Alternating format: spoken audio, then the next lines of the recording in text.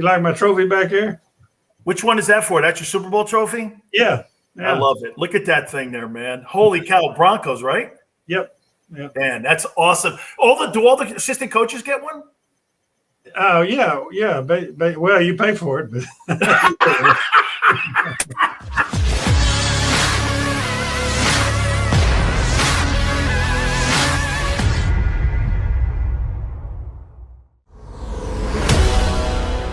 I got to tell you, folks, I've been around some of the greatest defensive coordinators of all time, and I've said this before about Wade Phillips. Coach Phillips is arguably, in my lifetime, one of the top 5 guys when it comes to putting schemes together, evaluating talent. And you want to know about how to stop young quarterbacks? Here is your guy. He joins us now here, the son of bum, Wade Phillips. Hey, Coach, how you doing? I'm doing fine. Thanks.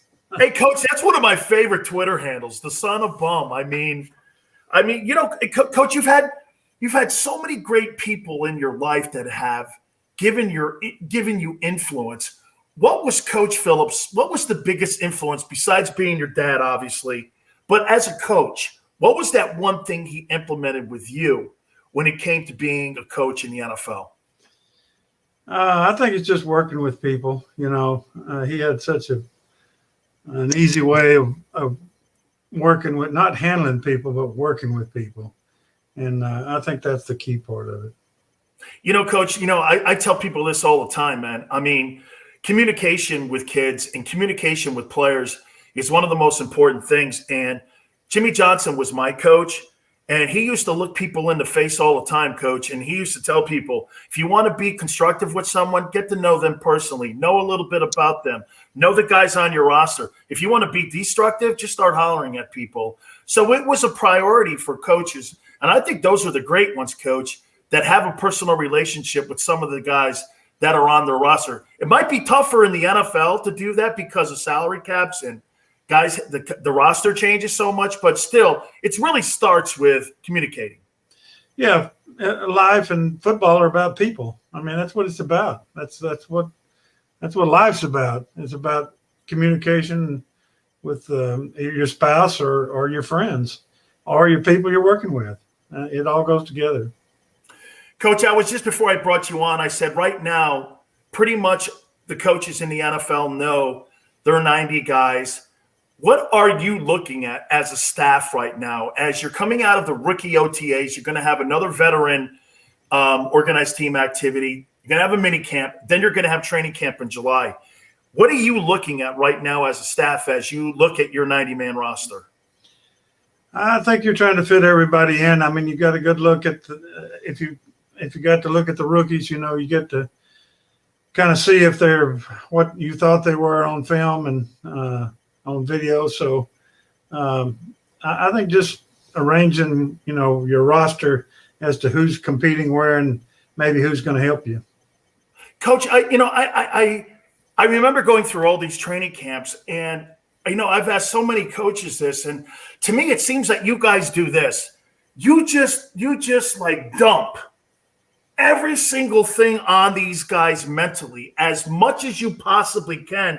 And then you're trying to figure out how much these guys can retain when it comes to the playbook, when it comes to routine, when it comes to all that stuff. Is that kind of how it is right now? You want to see how much they can retain in knowledge. Yeah, that's what a lot of people do. I take the different approach. I mean, you know, it's all about making mistakes and not making mistakes. And so my job is to teach. And so, you know, we put things in, but we try to go at the pace where I've always gone at the pace. If we put in a coverage and we're going to put in another one the next day, another one the next day, another one the next day, if that first coverage if they don't grasp it the first day, I repeat it, and I repeat it again until we get that down. And I think that's our teaching progression. I think is important. We've had a lot of teams that I've been with that we've been successful early, first year, and I really believe it's because we didn't throw all that stuff at them where we lose people. And you know, you can give they always worry about young quarterbacks, getting too much stuff. Well, young players are the same way. It's not just the quarterback. So if you want a young player to play, he's got to know what to do. I mean, any player has to know what to do. And so that's my first priority is to teach them what to do and then how to do it. Coach Belichick, he mentioned something to me before about this, and he goes like, when I'm looking at as a defensive scheme and I'm looking at an offense, it's funny you should say that because he goes, I want to find the guy who knows the least amount of what is being asked of him. He'll look at guys on knowledge, and he'll look at someone and go, if there's a free agent, or like you said, Coach, if there's a rookie who doesn't really understand that's going to be a point of attack. And that's going to be how they look at it. Because with all free agency movement now, again, that's kind of a philosophy that he had where the knowledge of that kid and that player is one of the areas that we're going to hit on. Is that how you're looking at it? That's why you go over your style instead of, say, maybe inundating these kids with style, because you got to know where to line up when you get to the NFL. Yeah, I mean, it's complicated. There's no doubt about that. I mean, because offenses are complicated, defenses have to be complicated. But I do think the teaching progression, when I got the job with Dan Reeves the first time in Denver, and one of the things he asked me when he interviewed me, he said, do you play young players? I thought it was a trick question, and I said, of course. And he said, okay, you got the job. He asked me some other stuff, but you got the job. And then I asked Mike Nolan and Charlie Waters, who were there, I said, why did he ask me that? And he said, because, the staff before didn't play young players because it took them too long to get them ready.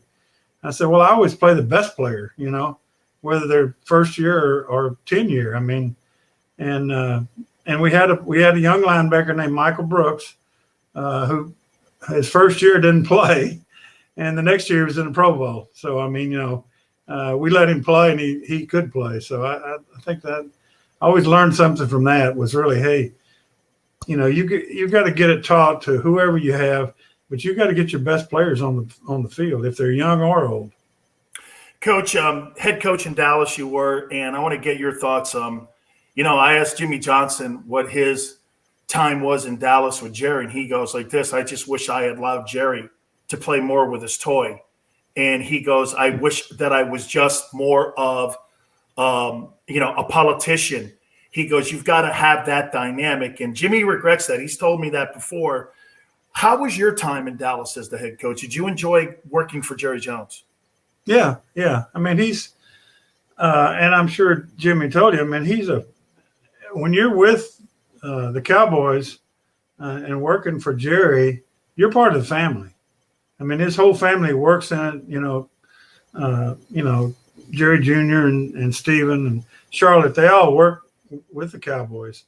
And so they include you in their family, and I always appreciated that. It's pretty neat, because with most owners, you don't know the owner. Of course, he's a general manager too, which is a different dynamic. But I always appreciated that about him, that you were part of his family. My wife, Laurie, flew to the games with them and flew back with them, Sometimes I flew back with him too, so we could talk about the game, afterwards. So, I love owners that want to win. He wants to win. Now, there's different ways to go about it. Some of them stay out of it. Some of them, like him, he's a general manager, so he's got to be in the middle of it. And he, for whatever people think, I mean, he's a football guy. He's been in football for a long, long time, and he played ball with Jimmy and those guys. So, I mean, it's not like he doesn't have any football background. Absolutely. He played with Larry Lacewell and those guys at Arkansas. Yeah. And them dudes. And I played, and I had a cup of coffee with them too, Wade. I mean, I say the same thing. If you're a player, you're a coach, you're going to get the best of everything. I mean, the training facility, that place over at, when we were training at Thousand Oaks, it was all set up great. The Valley Ranch facility was state-of-the-art when I got there. I'd never seen anything like it. So the perimeter around it, I mean, he gives his players and coaches everything. But then when I see something like last year, Coach, when they went from a 4-3 to a 34, and I try to explain this, and you're the best guy to talk about this. when you're in a 3-4 defense, you don't have 43 personnel. And so when you're flipping that around and you're saying you want to go to a Mike Nolan 34 or you want to do that, no wonder the Cowboys got ran off the field last year, because 34 to 43 personnel are completely different. It's like Mars and the moon. Am I right when I say that? And that's kind of why they got in trouble last year. Yeah, well, I've done it several times, So, when I went to Houston, they were 4-3 and they were 31st in the league, and we went to second to go into 3-4. When I went to San Diego with the Chargers, they were 4-3, and we had the first pick in the draft, and we won 12 games the first year, going to 3-4. So it can be done. They didn't do it well there, but I don't think it's all personnel. It's what you do with the personnel, certainly.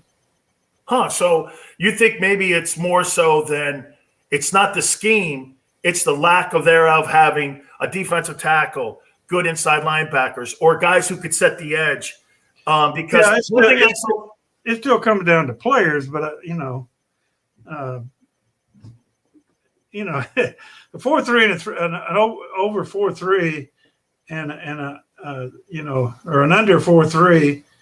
The only difference in that and the 3-4 is the guy on the end of the line has his hand down instead of standing up. That's the only difference in that front. And so it's not that different personnel. People think now a 2-gap 3-4 team, that's different. I've always been a 1-gap 3-4 team to utilize the pass rush, basically. So we've always had a pretty good transition when we had to do that. Hey, Coach, I'll tell you a quick story. So I get to the Buccaneers. They draft me 56th. Ray Perkins is there. I'd never played nose guard in my entire life. I'm a 3-gap, 1-gap guy. Jimmy used to just say, "Get up the field and get on TV." That's all he used to say. I got to Tampa Bay, and no, we want you to 2-gap. I'm like, okay, what's that now? Yeah, what you're doing is you're holding on to the guard or the center in front of you so the linebackers can make plays. I went, well, wait a minute. I'm a TV guy. That's exactly right. That's Coach, these young quarterbacks, as a defensive guy like yourself, and you see all these kids coming out of college today compared to what they were years ago, where it just took them years to be able to, become part of what that system was. Why do you think we're seeing these kids fit in a little bit better now than what we did years ago? Well, everybody's throwing the ball in high school. I mean, they're starting in high school, and high school emulates college, which emulates, and everybody's wide open throwing the ball. I think, the first thing the quarterback needs to do, not handoff, but needs to be able to throw the football. So I think they're getting a lot more, at least passing, throwing the ball a whole lot more in high school and college now than they were before. And I think that's been a big factor. A couple more questions for you here, Coach. With these young quarterbacks, what was the number one thing when you were putting your game plan together and your guys showed up on Wednesday and they got their game plan and they're looking at the game plan, they're looking at the last 3 games, the trends of what this particular team, what was the number one thing that you would want to go after with a young quarterback? Well, there's several things. First, the first thing I want to know is, or I wanted to look at is if he had to call the protections or change protections, if he's involved in that, because, when you're going against a Peyton Manning or a Tom Brady or somebody like that, you're not going to fool those guys. But if it's a young quarterback, I want to see if he can change the protection if he's the guy calling it. Now, some teams let the center or somebody else call the protections because they're young, but if they are calling the protections, I'm gonna show them one thing and do something else, basically, to start with. If they're doing that, now the main thing with me, I think, is accuracy of the young quarterback is how accurate he's going to be. So I'm going to play man-to-man against the guy. I'm going to play man-to-man and make him be really accurate. I'm not going to let him dink and dunk and throw zone stuff.